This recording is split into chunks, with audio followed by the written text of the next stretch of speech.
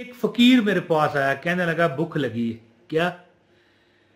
मैं बचपन से एक फकीर को देखा करता था, बाबा था, बड़ा ज़ईफ।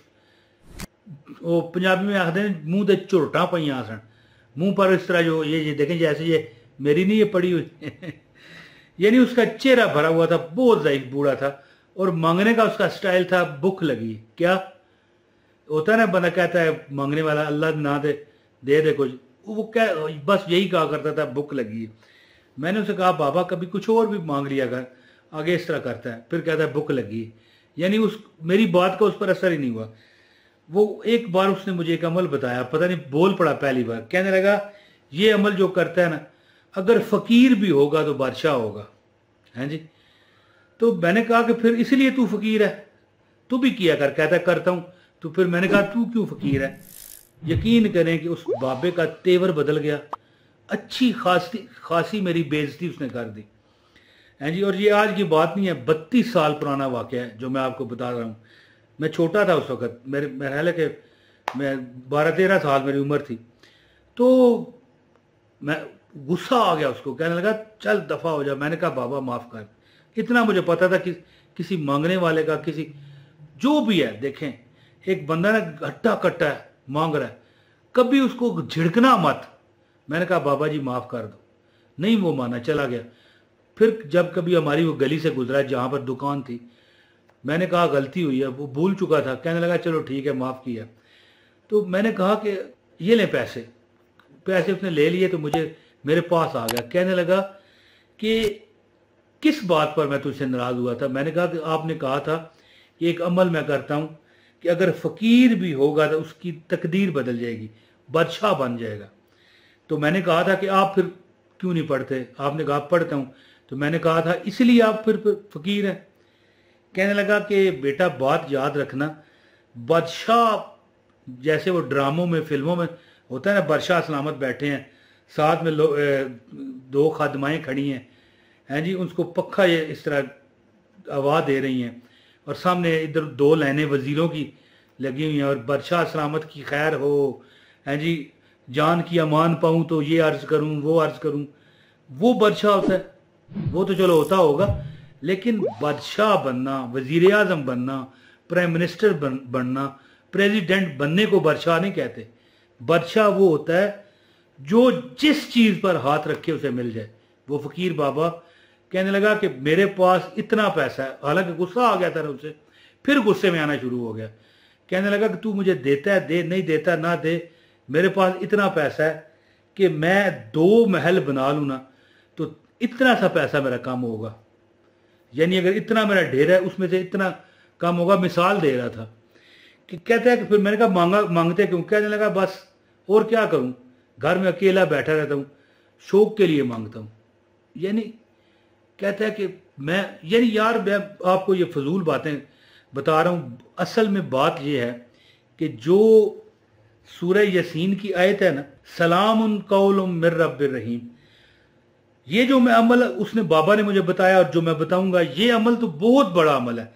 खाली ये आयत ही जो ये लिखी हुई आ रही है, सलामुन कौलुम मिर रब्बिर रहीम, जो बंदा पढ़ता है, ये यहां पर आयत फिर दिखाएं जी, सलामुन कौलुम मिर रब्बिर रहीम, ये वो अल्फाज हैं, उलमा फरमाते हैं कि ये वो अल्फाज हैं जो जन्नत में रब का खिताब होगा जन्नतियों से। फिर सोचो इसमें बरकत कितनी है।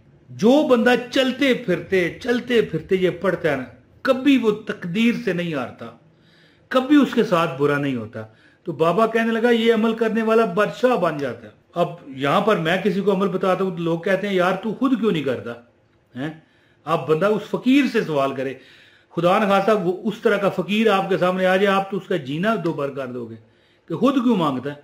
यार उसकी मर्जी है। पाकिस्तान एक जमहूरी मुल्क है, जो मर्जी कोई बंदा करे इसमें है। लेकिन वो एक लंगड़ा फकीर मेरे पास आया, नौजवान लड़का था, कहता है कि मैं, यानी कि मैंने उसे पता नहीं मक्खन मलाई लगाई ना कोई, 20 का नोट मुझे उसने दिया, नया नया चला था पाकिस्तान में, ये 20 का नोट देख लें। तो मैंने कहा 30 रुपये ले लो मुझसे, मुझे दे दो। मुझे उसने कहा, मैंने उसे पहले तो कहा मुझे दे दो, मैं अपने शोकेस में लगाऊंगा, शौक है। कहने लगा मुझे भी शौक है, 25 का तो मैंने लिया, मैंने उसे 30 रुपये दिए, शौक था ना, दे दिया। और फिर मक्खन लगाया, वाह यार तू तो बड़ा अच्छा है। बैठ गया मेरे पास, कहने लगा, लंगड़ा था बेचारा एक टांग से, कहने लगा मेरे पास बड़ा पैसा है, मैं 20 वाला नोट 25 में भी ले सकता हूँ। बस थोड़ा सा कहते हैं ना कि बंदा सादा दिमाग का भी होता है। तो कहने लगा मैं हर साल उम्रा करता हूँ। उसे डर नहीं था कि मैं गाहक हूँ उसका, ज़ाहिर है उसे पैसे जो मैंने दिए भीख है, तो उसे कोई डर नहीं था कि कोई देता है दे, नहीं देता ना दे। कहते हर साल उम्रा करता हूँ। इतना उसके पास पैसा है। आजकल उम्रे का कितना पैसा लगता है पता है? कम से कम 2 लाख से ऊपर ही लगता है, पता नहीं कितना लगता है। तो बहरहाल ये बाबा, मुझे जो बाबा ने अमल बताया वो आपको बताता हूँ। गुजारिश है इस वीडियो को लाइक करें, आपको अमल की इजाज़त हो जाएगी। वीडियो शेयर भी करें, एक कमेंट भी करें ताकि आपको अमल की इजाज़त हो जाए। चैनल पर नए हैं, चैनल भी सब्सक्राइब कर लें। अमल इस तरह है, और ये अमल बाबा की बताया हुआ है इसलिए मैं बता रहा हूँ, नहीं, ये अमल मेरा अपना आजमाया हुआ अमल है कि अल्लाह ताला इतना आपको नवाजता है कि आप सोच नहीं पाते कि यार ये कहाँ से आ रहा है, किधर से आ रहा है। उस जगह से आपको अल्लाह देता है जहां तुम्हारा वहम और गुमान नहीं जाता, वो जगह से अल्लाह ता करता है। तो अमल इस तरह है कि जो सूरह यासीन है ना, ये आपने कभी नहीं छोड़नी। अब देखें ये जो खास अमल है जिसमें आयत आएगी सलामुन कौलुम मिर रब्बिर रहीम, हैं जी, इसको 11 बार या 33 बार दोहराएं और बाकी सूरत मुकम्मल करें। लेकिन अगर ये आप आयत एक बार ही पढ़ के पूरी सूरत यासीन मुकम्मल करते हो ना रोजाना। एक बंदा मुझे कहने लगा मुझे आती नहीं है, मैं क्या करूं? मैंने कहा तू सुन लिया कर अपनी मोबाइल की डिवाइस में, या कोई तुम्हारे पास टेप है, डेक है, या कोई भी मतलब है तुम्हारे पास डिवाइस है, उसमें सूरह यासीन लगा लो और सुन लिया करो। आवाज थोड़ी ऊंची रखना, रोज आंखें बंद करके सुनना है। चंद दिन गुजरे थे, उसको चारों तरफ से पैसा रिज़्क मिलने लगा। देखें कुरान को चूम लेना भी इबादत है, कुरान को चूम लेना भी बरकत है। कुरान पढ़ना कितनी बरकत होगी, और फिर सुनना, यानी चूमने से ज्यादा सुनना कितना बरकत वाला है। कुरान सुनने वाला, मैं एक वाकया भी सुनाया करता हूँ कि एक हिंदू था मेरे वालिद साहब, मेरे दादा के मोहल्ले में, वहां पर 7 मस्जिद थी। कुरान सुनता था हिंदू, सारी जिंदगी सुनता रहा, मरा तो उसको आग नहीं लग रही थी। आखिर पूरा शहर इकट्ठा हुआ, हमारे दादा के या वालिद साहब के मोहल्ले का था, तो फिर फैसला हुआ, सब दुनिया शहर पूरा इकट्ठा हो गया, हिंदू भी मुसलमान भी।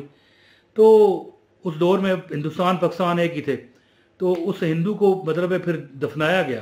तो मैंने उस बंदे को बताया कि तू सुन लिया कर, मुझे तुझे आता नहीं है।